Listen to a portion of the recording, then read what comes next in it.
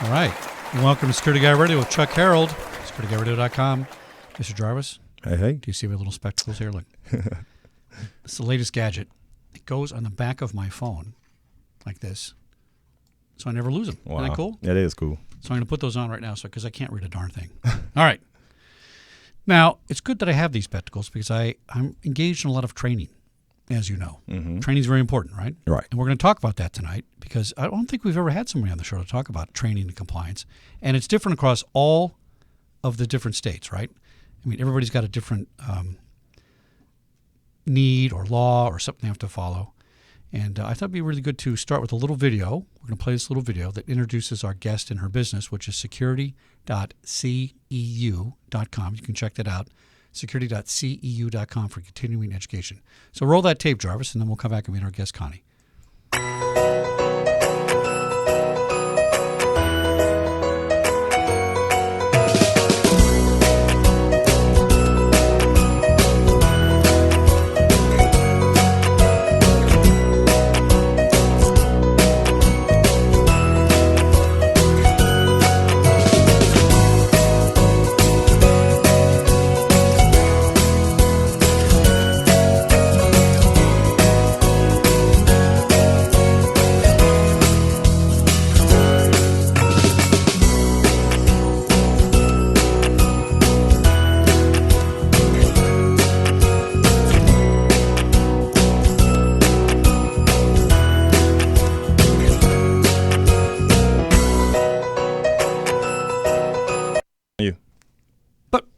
That was it?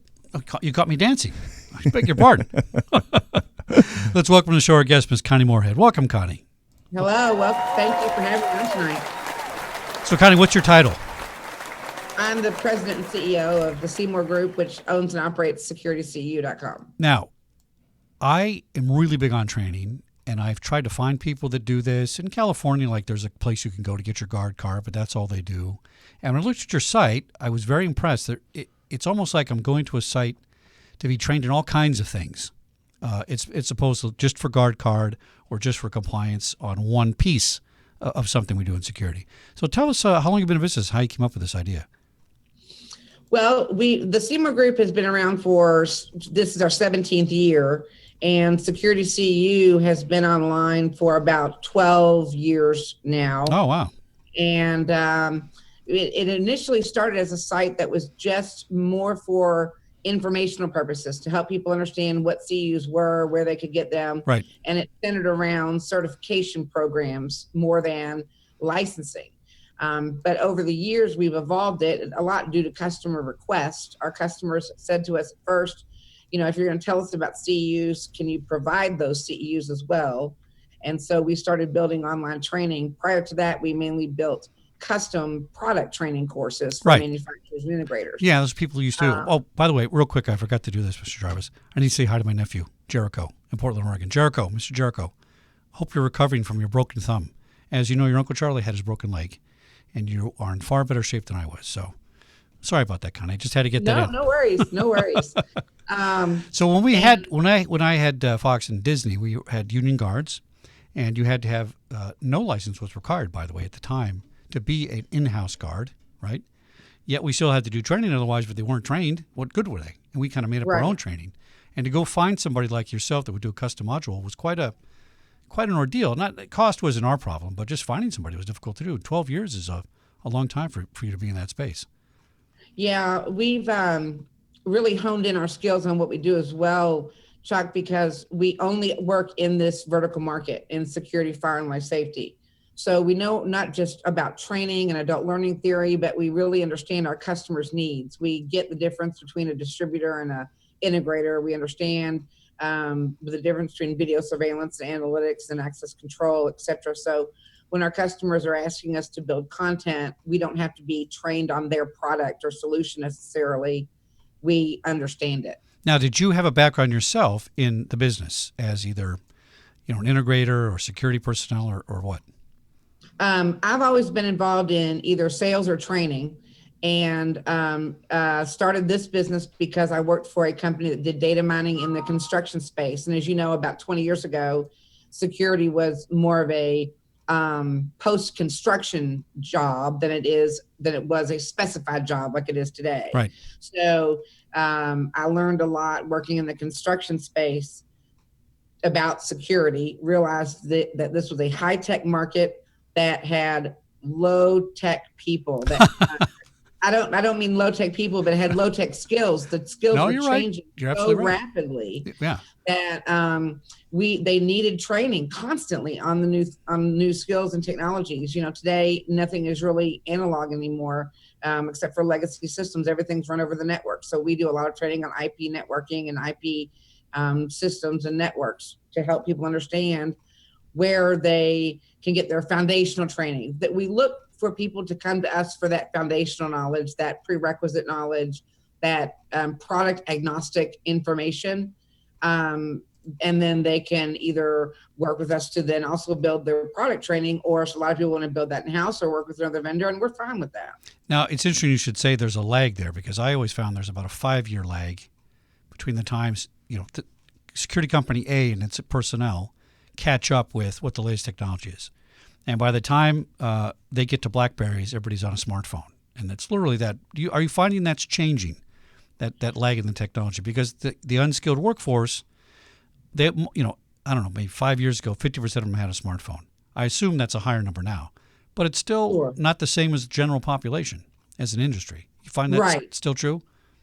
Yeah, I find that the security industry is very interesting from that perspective, because the kind of avalanche of technology that we've seen come into the space over the last 5 to 7, and then 10 to 12 years, I guess, has been astronomical in the sense of how it's evolved, how fast it's changing. And there's so many technicians and installers. That's not to mention just managers and executives, but there's about 55,000 security installers working in North America right now.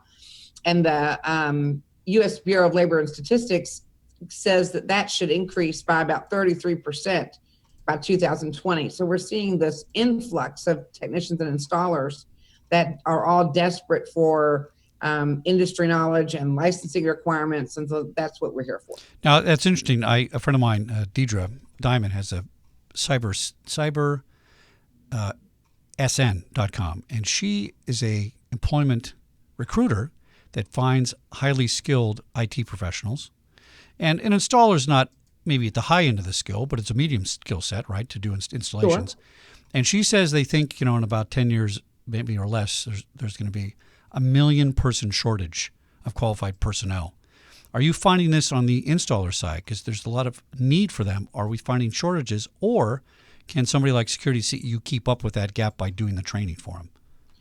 Well, I don't see as much of a shortage of personnel as I do a high problem with turnover in this industry. Oh, interesting.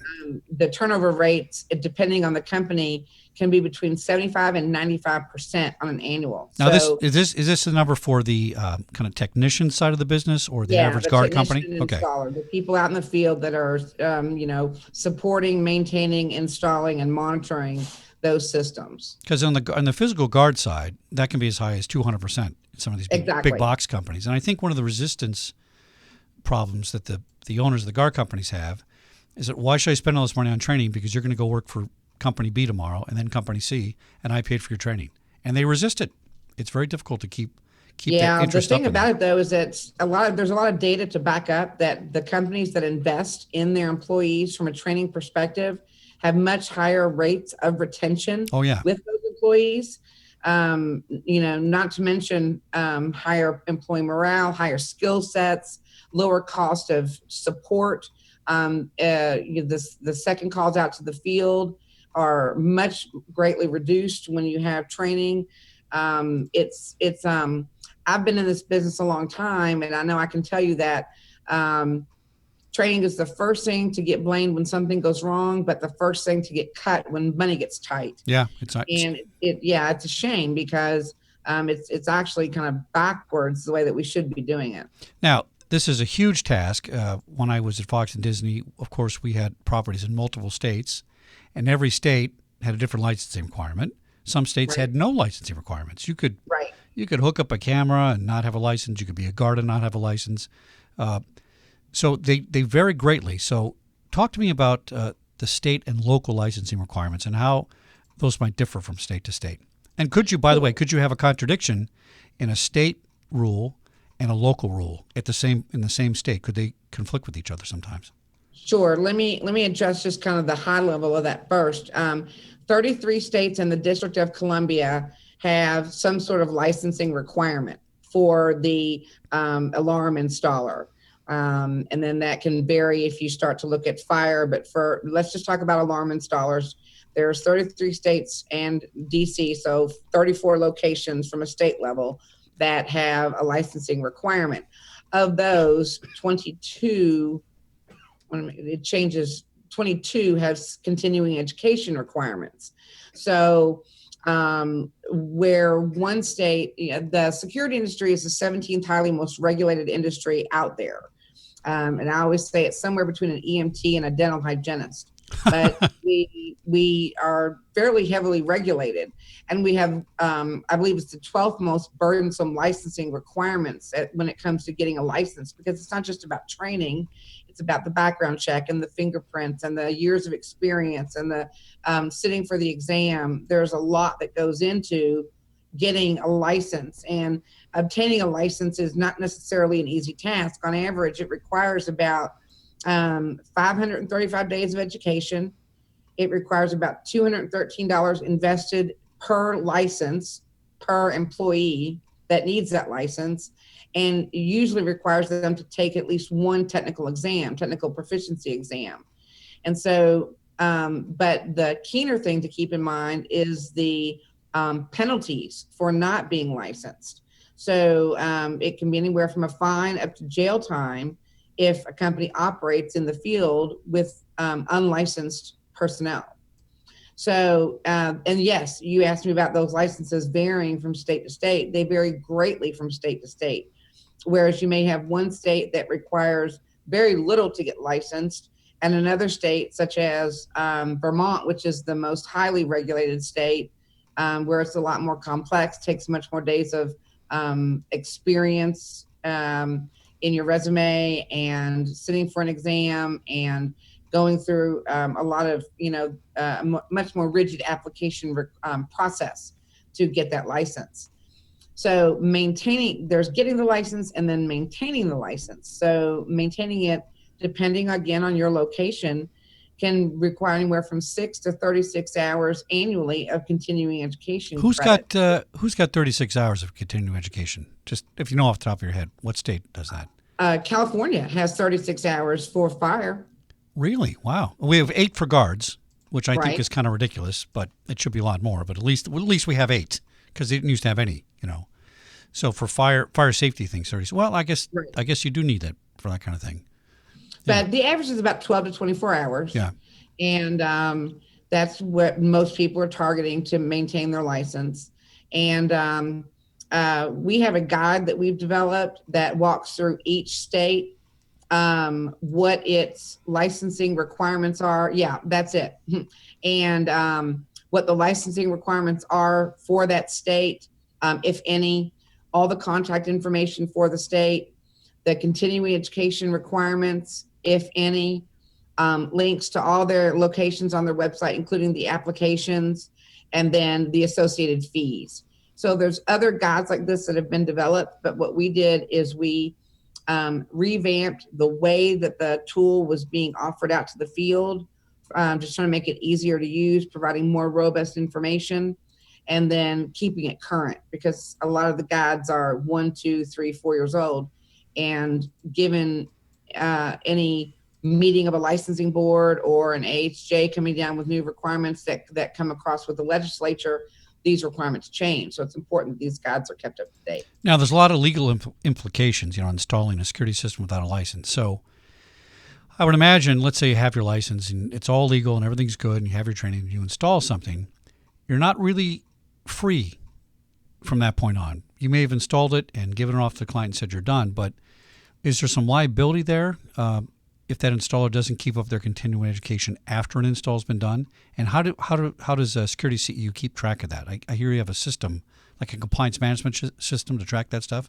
Yes. To answer your question about the importance or the need for the continuing education, it's immense because, again, in order to just get the license, there's one set of processes, and then you need to maintain that license once you've acquired it. So it's important to get the continuing education. We like to say that the continuing education should have value as well. So rather than just taking anything that might get your CEUs, it's important to take courses like the ones that we offer that are on topics such as IP networking, IP video, structured wiring, you name it, so that you can have that strategic and tactical value add to the training that you're getting, and also maintain your license at the same time. We've just launched a new system called the Compliance Management System, and it provides a way to automate and track from both a company and employee level the licenses, keep you in compliance, and it's much better than just using a spreadsheet or nothing at all, which is what we find in a lot of these organizations, especially your small to mid-size alarm companies, don't have a system. So they need an inexpensive way to track and manage their licenses and their continuing education credits, and we can give them that. Now let's talk about that strategy. That's a good point. So somebody approaches you and says, listen, I need my continuing education. I don't want to screw around with this. I don't have the time and money for it. Just give me the basics. But you're going to stop and say, you know what, Charlie, I think you ought to think about the training I'm giving you because maybe it's going to actually do something to help your employees, right? Instead of just doing it to get off the hook. Are they open to that kind of suggestion when you come up and help them with their strategy? 'Cause like you say, I think a lot of them just think, oh, it's something I have to do. But if you are not compliant with your ongoing education, you lose your license, right? Right. I mean, right. So it's almost more important than getting your license, Yeah, because it takes a lot then to go and get that license back. Oh, yeah. If they do lose it, or they could be operating in the field without a license, which is even more scary. So it's very important that they keep those CEUs up and maintain their license. So we help them do that, but we try to do it with a little bit of thought behind the process so that the training has value across the board. For instance, it may have value also for a professional designation. Being able to add a lot of those letters to the end of your name is important in this industry as well, to prove reliability and value to the market. And keeping those certifications is something else we can help them do. Our CEUs are approved nationally for those certification levels with a lot of the players, not all, but with a lot. The ones that do approving. I have no acronyms, Jarvis. I have no acronyms. None? No, I junior. That's it. You got to get some acronyms. Charlie Jr. I know I don't have CPP or CUP or PPU, and I should. Yeah, you right? should. Yeah. Well, there's a good point in that because not only could we achieve compliance through your training module, but you're encouraging people to go to national associations and get that additional training, like maybe an as-is. So right, exactly. That kind of thing. Is a big C. There's some of the tertiary organizations that are so closely tied into security now, like CEDIA, that are as focused on home automation. So it's important if you do have those professional designations and credentials to maintain those as well. And a lot of that is end user or client driven, because the clients want to know that they have the most qualified people working on their organization, whether that be their large corporation or a small business or their homes. Now, give us a list of the types of training modules you provide for, so we have alarm companies. I mean, what other modules do you have? And what types? So I would assume under alarms, there is probably an IP training of some kind, because everything's connected now, Internet things. We have about 100 hours of online training now that we've developed that's offered on Security CEU. And it is, it ranges everywhere from structured wiring up to access control and IP networking and IP video, to some of the softer skills like customer service and sales in the security industry, to all the basics like basic fire, basic physical safety, basic math, So we try to cover and what a lot of our, especially our larger clients will ask us to do is to put packages of these courses together so that their employees from either a sales or a project manager or a technician can take different learning paths. And we're able to do that through the site. Now, do you find that clients may train people that aren't or are not in the industry per se, but work with the industry? Do you ever have that come up? In other words, the more I know about what my installer does, the better I am as a manager to be able to manage the project. Does that make sense? Absolutely. Yeah. And we kind of see that from two approaches. One is from a job title perspective. We work more and more, for instance, with the legal departments when it comes to licensing and compliance than we did previously. Or a compliance manager, which is more rare than you might think, but the larger businesses will have a compliance officer or a compliance manager. And then we work a lot with sales and marketing and HR. But then also from the type of organizations that we work with as well, because of the way the security industry is married to so many other markets. We have some telecom companies that have started coming to us, seeking us out for training for their employees. We have cable TV companies that have come to us and asked us to work with them to train their employees because everything is starting to integrate so heavily these days. Well, I know that my cable company did not take your course. I can guarantee you that because they're at my house at least. I'm not kidding. Once a month they're at my house. Thank you, AT&T. When it works great, but it doesn't always work so well. Now, that's interesting. So this is a very wide group of topics to train on. Is there one that is in the highest demand for you right now that more people want to get trained in than another one? You know, is there a module more in demand than others? By far, I would say two of our most in-demand modules certainly would be IP networking. It's a 9-hour module and or a 9-hour series of individual modules, and it covers everything from basic networking to software to the OSI systems and all there is to everything you ever wanted to know, but we're afraid to ask about IP networking. And then access control is also a big series for us. We have a lot of people that still, and we just revamped our access control series and updated it. So we have a lot of people that still take that training because they want to keep up on the newest technologies, credentials, readers, etc. Everything from mutual authentication, on down to just what a credential is covered in our access control courses. So I'll give you an idea in this IP networking. Do you need a prerequisite education for that? Do you need a little bit of training in computers? Or can I send a guard in who knows nothing about it, but I need him to know about it because he's working an access control system at a big client, and he needs to know how all the computers are connected and how it works. Can you start from scratch and get somebody with that course, get them up to speed on basic security systems? Certainly. And we have the first module in any of our courses, whether it's access control or IP networking or IP video, is a basics module. So it covers just that. And a lot of times either salespeople will take those modules, or a guard, for instance, that may need to just know enough about the network to add a user into an access control system or something, or run a report. So then we go and get more progressed throughout the modules, more technical as we work throughout the module. I forgot to ask, is this all online? I'm assuming it's all online. Yes, it is. It's all online. Several of our courses have manuals that can be purchased along with the training, but the courses are all available on the web and they're all mobile friendly, so they can be taken in the field. It's a little challenging. It'll work. It's a little challenging to take a course like this from your phone, but certainly they're tablet friendly. Oh, excellent. It sounds expensive, but I'm going to assume it's not. You don't have to quote us prices, but give us an idea on what kind of investment per year somebody might make that has a medium-sized company. A lot less than you might think. An individual just coming in off the street will pay $250 for a license to all of our training, all 100 hours, for 12 months. Oh, that's And it? then- $250 for all 100 hours?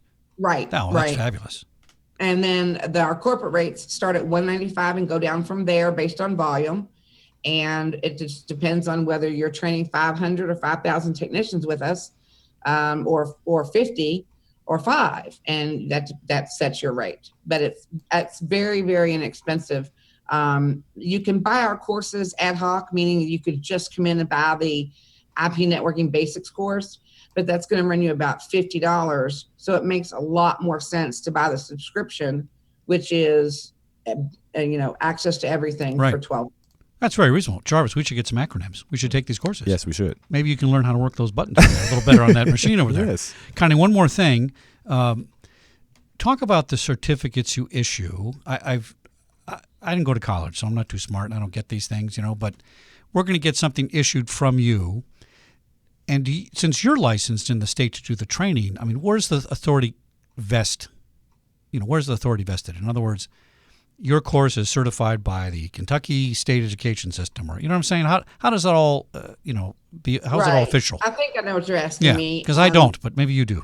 Okay, well, in order to get our courses approved for the CEUs for licensing, we have to go and get them approved through the states. Okay, good. And so we have to actually, it's usually a state fire marshal licensing board or something similar that approves the courses and maintains the whole licensing process.